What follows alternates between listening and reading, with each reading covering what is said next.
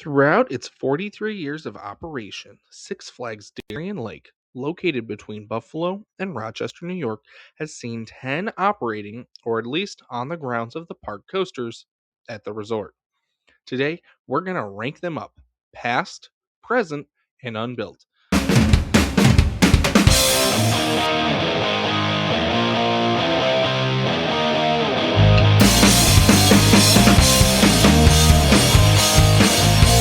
Before we get going, if you end up liking this video by the end of it, give us a like. And if you want to see more content like this, subscribe to the channel. Every little thing helps us against the algorithm. Of the 10 coasters at Darien Lake, there are only 3 of them that I have never ridden. So for those, I'll use my best judgment based on similar models or rides. And with that out of the way, let's get started. Number 10. Hoot and Holler, a Zero to Volley. Opened in 1981. 10 feet tall, 16 miles an hour, 197 feet long. Opening with this park in 1981, this Zero Kids coaster has gone through a few different names: Ladybug, Nessie the Dreamy Dragon, and Brain Teaser, before being rethemed and renamed to fit its current name in 2012 to match the then new Rowdy's Ridge section of the park. This is one of the 3 rides I don't have any experience on, as by the first time I visited this park in 2007, I was way past the height limit. And for you credit chasers like me, don't bother. Unless you're under 42 inches, you're not allowed on this ride, even with a kid. Lucky for my daughter, she's got the credit, and my nephews. But given the nature of this ride, I'd be willing to put it right about here. My nephew and daughter have ridden it and enjoy it, and I've watched them while they were, and it does look like it's a fun little ride with some laterals. Number 9. Moto Coaster, a Zamperla Moto Coaster. Opened in 2008, 42 feet tall, 37 miles an hour, 1,194 feet of track, and a 0 to 37 mile an hour launch in 2 seconds.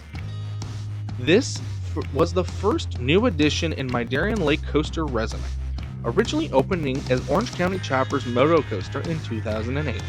This is a good, I'd say, family coaster. It's not too fast, it's not too big, and if it had a different restraint, it would probably have a lower height limit. This is a smooth ride that mainly coasts through a layout of twists, turns, and dips, the highlight being the 0 to 37 mile an hour launch. It's been at least 5 years since I have gotten on this ride. At most visits, I've either skipped it due to its location in the back of the park, time constraints, or it was just closed.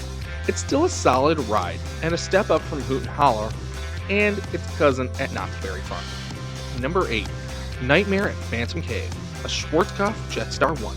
Operated at the park from 1996 to 1998. 44 feet tall, 31 miles an hour, 1,765 feet of track. This before my time coaster gets the jump on Moto Coaster for a few simple reasons. 1. It's a Schwarzkopf, and from riding a Wildcat, I know a compact one of these can pack punch. And 2. Add the indoor in the dark nature, and it gets bonus points for giving what I would assume was an out of control feeling because you can't see anything. Similar to, say, Space Mountain at Magic Kingdom, or the defunct Disaster Transport at Cedar Point. I'd say this is a fair spot for this, and considering eventually I'll get to Indiana Beach to ride a Jetstar 2, then we can consider revisiting this ride. Number 7. Boomerang Coast to Coaster, a Vekoma Boomerang, opened in 1998. 116 feet tall, 47 miles an hour, 935 feet long, 4 inversions. Darien Lake is known in the coaster world for a few things, some good, some bad, and in this case, we're going to rank this ride based off my last ride in 2024. In 2024, this ride got several sections of track replaced. I was hoping the ride would also get the new Vekoma trains with the vest restraints. It did not. However, it is still a standard Boomerang. While fun with its Cobra roll and loop, these are intense and one of the few coasters that are a one and done for me at that standpoint. Now so even more with my back, as I can usually only handle it to get to crowd. They're a fun ride, but you literally can find these everywhere. The improvement on the ride, though, with a little bit of retracking is noticeable in my opinion. But at the end of the day, a boomerang is a boomerang. Number 6. The stand-up coaster that was never built, formerly known as Batman the Escape from Six Flags Astroworld. An Intamin Giovanola hybrid, opened at Magic Mountain as Shockwave from 1986 to 1988. Operated at Six Flags Great Adventure from 1990 to 1992 as Shockwave, and then operated at Astroworld from 1993 until its closing in 2005. It was relocated to Darien Lake in 2006 and put into storage until 2017 and unfortunately never got built. It was 90 feet tall, 85 foot first drop with 2,300 feet of track with one inversion. Alas, we've hit the last in the not road coasters on this list, and the only unbuilt one at this park. This was moved to Darien Lake after Astro World closed in 2005. It laid in pieces by the Darien Lake Amphitheater for several years before being sold for scrap. The reason it was never built is unknown. There's several rumored reasons why. Anywhere ranging from missing control panel parts to legal issues deciding on who actually owned the ride, whether it was Darien Lake or the Six Flags Company, as this ride was moved as the park was being sold off. Who knows what the real reason is. Alas, stand-up coaster isn't super exciting nowadays, and probably even back then if it would have actually gotten built. But given the options of what this park has, I think this is a good solid spot where we can look at this one. Either way, I think this is where I would rank it up, considering the following factors and less. My only Giovanola coaster is Goliath at Magic Mountain. It was fine but forceless, which based off the POV I found meandered around its layout much like Goliath, as well as my experience with B&M stand-ups like Mantis at Cedar Point, Vortex at Carowinds, and Riddler's Revenge at Six Flags Magic Mountain. They're all, kind of smooth, long, and intense, but the restraint is just not comfortable usually. You do feel like you're getting battered around, and it's not great. This one, probably closer to Vortex being a small-scale ride. I do remember enjoying that when I rode it on my 2015 visit to Carowinds. With that in mind, this is right about where I think this would be. Maybe a bit more speed, or another element, or maybe not even being a stand-up coaster could have put this somewhere higher on this list. Number 5. Mind Eraser, a Vekoma Suspended Looping Coaster, or SLC, opened in 1997. 2,260 feet of track, 109 feet tall, 49 miles an hour with 5 inversions. A park doesn't have great depth in its lineup when an SLC makes the top 5.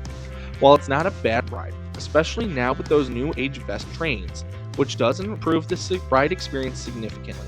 What it didn't fix was the janky transitions that may or may not have been replaced. I really question what parts of the trek did get replaced on this after my ride in 2025. It did feel more enjoyable, but anyway. The paint job was way overdue and does make it look so much better. That being said, the ride still does suffer from those jerky transitions a bit without the headbanging with these new restraints. It still delivers a fast-paced, twisted ride with some intensity through its 5 inversions, but it's still a clone and an SLC, so I can't put it any higher than this. Number 4. Tantrum, a Gerstlauer Eurofighter, opened in 2018, 98 feet tall, 52 miles an hour, 97 degree first drop, 1,246 feet of track with 3 inversions. Short, sweet, and powerful. Those words can describe many things, but are the perfect ones to describe Tantrum. A smooth coaster that doesn't look like much, but packs a punch. From airtime off the beyond vertical drop and the final airtime mode, to the whip and the small, quick inversions.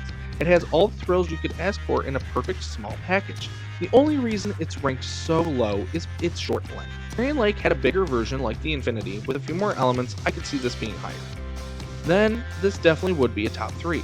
But another ride has surprisingly snuck its way into that very, very spot. Number 3. Viper, an Aero Looper, opened in 1982. 121 feet tall, 75 foot drop, 50 miles an hour, 3,100 feet of track with 5 inversions. The park's original coaster, this old school Aero keeps on running well. It's still smooth. Well, as smooth as an Aero from the 80s can be. Janky transitions aside, the first coaster in the world with 5 inversions, including the world's first Batwing. It is a great ride. This may not be everyone's cup of tea, but if you're looking for a good old school coaster, Viper fits the bill. This is always a must-do for me. Over 40 years old, and it's still one of the best rides of its kind in the world. Predator, a Din Corporation Woody that by now has mostly been replaced with Great Coasters International Titan Track. Opened in 1990, 95 feet tall, 50 miles an hour, 3,400 feet of track. Oh, the ever-controversial Predator, one of the few remaining Din Woodies from the 90s. Ask me a couple years ago, and this would have been dead last behind Hoot and Holler. But somehow, it's gradually become better in the last few years. Since the first edition of Titan Track in 2022, and every year since until they fully track this thing in the next year or so, it's been clear Darien Lake wanted to fix and preserve this coaster to their collection before adding something better. If this video had been made 3 years ago when I originally planned on it, it wouldn't have been that high. But after my last rides the last few years, I can definitely say this. Din knew what they were doing when they built these rides. It has some speed, it has airtime, it has laterals on the drawn out turns. Just Buffalo winters and maybe a lack of maintenance hid this ride's true potential. While we may never know what an RMC Predator could have been, or this ride with some gravity group pre-cut track, I for one am happy that this is still having its original layout, a fast-paced little airtime machine with head choppers. I still wish this had Millennium Flyers over the PTCs with the ratcheting restraints, but I can't wait to see what happens once the rest of this is converted. I still can't believe I wrote this, let alone saying this. This is without a doubt the second best ride in this park, only behind its much bigger super neighbor. Number 1. Ride of Steel, an Intamin mega coaster, opened in 1999 as Superman Ride of Steel. 5,400 feet long, 208 feet tall, 205-foot drop at 68 degrees, and a max speed of 73 miles an hour. The original Intamin mega coaster, Millennium Force 1.0 if you will, and originally known as Superman Ride of Steel. My first hyper, and still a good one. I have grown to prefer and enjoy a B&M hyper over an Intamin. This ride still is the best ride in this park, even if the operations aren't the greatest. And I hope that second train helps. And if we're lucky, maybe it'll return to that OG theme and name with some of those pieces salvaged from Six Flags America, RIP.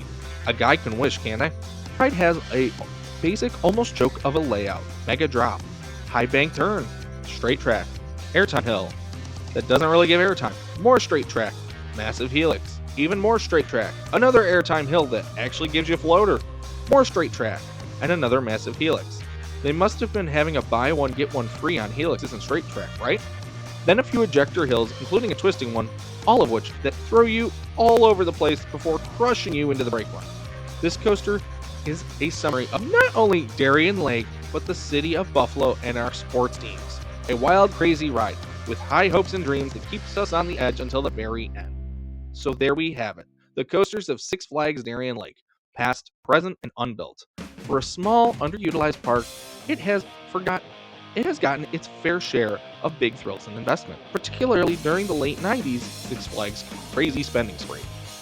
While the last decade has only seen 2 new coasters, I'm still hopeful this park can get a few more quality coasters in its future and become the destination resort that it seemed like it was trying to be.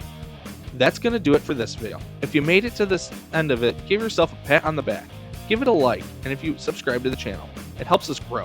If you want to see more videos like this, I have a playlist like this featuring Niagara Amusement Park, and I do plan on doing more of these in the future. What's your listing look like? What would you change?